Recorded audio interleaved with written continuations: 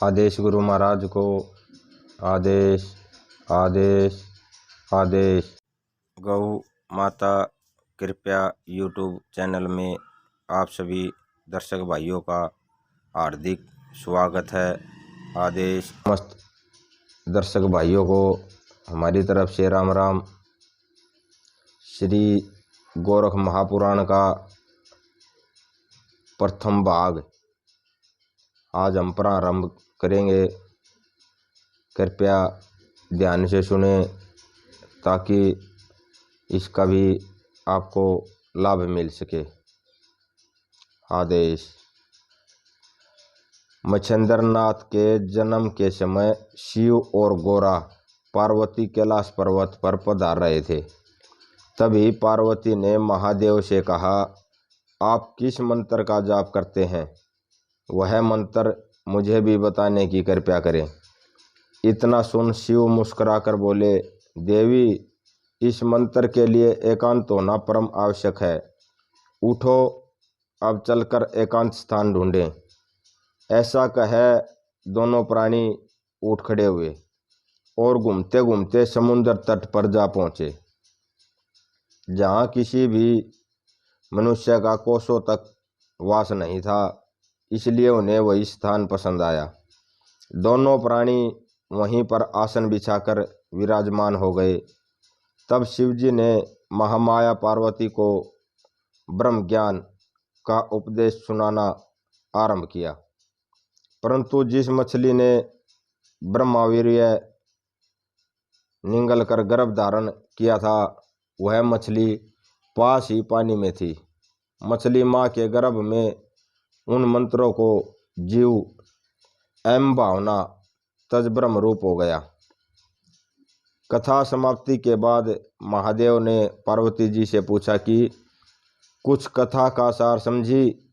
गर्भ के भीतर से मच्छिंद्रनाथ बोले, सब कुछ ब्रह्मारूप है।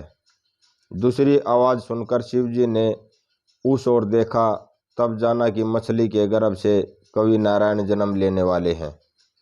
ऐसा समझ शिवजी बोले, तुम्हें मेरे उपदेश से महान ज्ञान लाभ हुआ है, लेकिन पूर्ण उपदेश लाभ दत्तात्रेय जी के दर्शनों द्वारा होगा। तुम समर्थ होने पर बद्री का आश्रम आना, वहीं तुम्हारी मनोकामना पूर्ण होगी।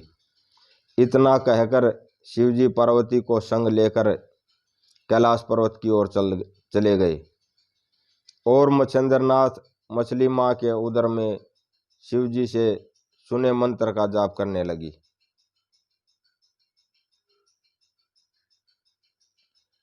पूरे दिन होने पर मछली माँ समुद्र के बाहर अंडा देकर वापस समुद्र में चली गई। कुछ समय उपरांत एक बगुला मछली पकड़ने समुद्र तट पर आया और वहां अंडा पड़ा देखकर अपनी तेज चोंच से अंडा फोड़ने लगा। अंडे के भीतर से हुआ की आवाज, बहुत तेज आवाज हुई। यह सुनकर बगुला भाग गया। कुछ देर बाद कामिक नाम एक मछुआरा वहां आया और सूर्य के समान तेज मुख वाला रोता हुआ बालक देखकर उसका दिल भर आया। वह सोचने लगा कि यह प्रभु का प्रसाद तो मुझ अभागे को मिला दिखाई देता है। इतने में ही आकाशवाणी हुई, हे कामिक, यह बालक यहाँ तो तड़प तड़प कर मर जाएगा। यह कवि नारायण का अवतार है। इसे अपने घर ले जाकर पुत्र समान इसका लालन पालन कर और इसका नाम मच्छिंद्रनाथ रखना। तेरे सब पाप नष्ट होकर सारा कुल तर जाएगा और पृथ्वी पर तेरा नाम अमर हो जाएगा। आकाशवाणी सुनकर कामिक बालक को अपने घर ले जाकर अपनी पत्नी से बोला, यह बालक हमें भगवान ने दिया है। पत्नी ने बालक को गोद में लेकर दूध पिलाया। तब तक कामिक ने सारी घटना बयान कर दी। तब शारदता ने खुश हो बालक को नहला धुला, कपड़े पहना, झूले में सुला दिया। एकाएक अपूर्व सुंदर बालक के मिलने से पति पत्नी दोनों को ही आनंद हुआ। धीरे धीरे बालक मच्छिंद्र 5 साल का हो गया। तब उसका पिता कामिक उसे एक दिन मछली पकड़ने समुद्र तट पर अपने संग ले गया। जब उसने मछली पकड़ने के लिए अपना जाल फैलाया तब बहुत सी मछलियां जाल में आ फंसी। मच्छिंद्र के पिता ने उन्हें टोकरे में भरकर बेटे के पास लाकर रख दिया।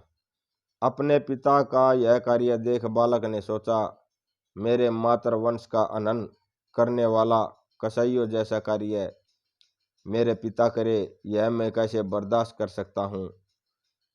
आस्तिक ऋषि ने जिस तरह जन्मेजय के यज्ञ से सर्पों के कुल को बचाया था, उसी तरह मुझे भी अपने पिता को समझाकर यह उद्योग बंद करवाना चाहिए। ऐसा विचार कर बालक मच्छिंद्र ने एक एक मछली पानी में डालकर सारा टोकरा खाली कर दिया। कामिक जब दोबारा की पकड़ी हुई मछलियां लेकर मच्छिंद्र के पास आया और उसने टोकरे को खाली देखा तो अपने बेटे की करतूत समझ गया। कामिक मच्छिंद्र को धमकाकर बोला, मैं तो कितनी मेहनत से मछलियां पकड़ कर लाता हूँ और तू उन्हें पानी में बहा रहा है। अब खाएगा क्या? खा, भीख मांगनी पड़ेगी, भीख। अब मछलियां पानी में मत छोड़ना। इतना कहकर वह तीसरी बार मछलियां पकड़ने के लिए पानी में चला गया। मछलियों के कारण पिता से पड़ी डांट से मच्छिंद्र को काफी दुख हुआ।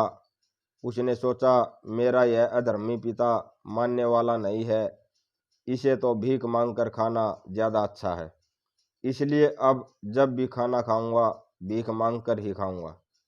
पिता को मछलियां पकड़ने में मगन देख उसकी नजर से बचकर वह बद्री का आश्रम के रास्ते चल दिया। मच्छिंद्र काफी दिनों बाद घूमता फिरता बद्री का आश्रम जा पहुंचा। वहां पहुंचकर उसने 12 साल तक कठिन तपस्या की, जिससे शरीर ढांचा मात्र ही रह गया।